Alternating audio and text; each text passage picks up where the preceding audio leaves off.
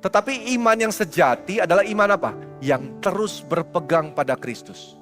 Ketekunan kita ini bukan akar keselamatannya, bukan dasar. Tapi ketekunan kita untuk bertahan ini adalah buah dari keselamatan yang sudah kita peroleh. Kita bertahan bukan supaya Kristus menerima kita, tapi kita bertahan, berpegang terus pada Dia. Karena apa? Karena dari Dia kita sudah terima hidup yang sejati. Kristus itu bukan hanya awal dari iman kita. Kristus itu adalah pegangan kita sampai akhir. Makanya begini saudara, membahas tentang Kristus nggak bisa cuma di awal kekristenan. Membahas tentang Kristus harus sampai kita mati. Dan lagi, bukan karena kita kuat berpegang, kadang-kadang kita lepas tangan kita dari Tuhan, betul kan? Karena kita kecewa, karena kita pahit, karena kita punya masalah, kita mulai lepas. Tapi dengar ini, memang bukan karena kekuatanmu, tapi karena Kristus setia. Dia setia memegang hidup kita. Ketika hati kita mulai menjauh saudara, Kristus memanggil kita kembali.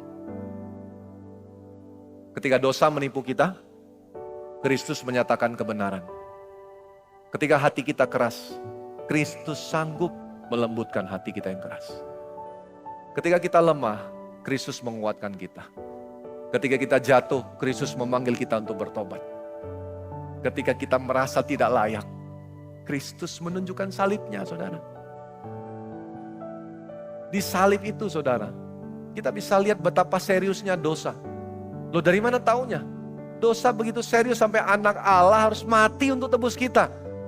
Itulah seriusnya dosa. Jangan main-main dengan dosa. Dia bisa menipu kita. Tapi dengarkan ini, di salib yang sama, kita juga bisa melihat betapa besarnya kasih Allah untuk hidup kita. Kasih Allah begitu besar, sampai Kristus rela mati bagi orang berdosa seperti kita. Karena itu saudara, jangan menjauh. Jangan mundur. Jangan mau ditipu lagi. Tapi teguhlah sampai akhir. Bagaimana caranya supaya engkau teguh? Waspadalah. Waspadai hati yang mulai menjauh dari Allah. Lihat, telisik, teliti baik-baik. Kalau saudara menemukan itu, sadari tipu daya dosa yang bisa mengeraskan hatimu. Kalau saudara sulit untuk sadar, coba buka tanganmu. Terimalah komunitas yang dipakai Tuhan untuk menjaga imanmu. Terimalah mereka supaya mereka menasihatimu. Dan yang terakhir, berpeganglah pada Kristus sampai akhir. Hari ini saudara, jika kamu mendengar suaranya, jangan keraskan hatimu.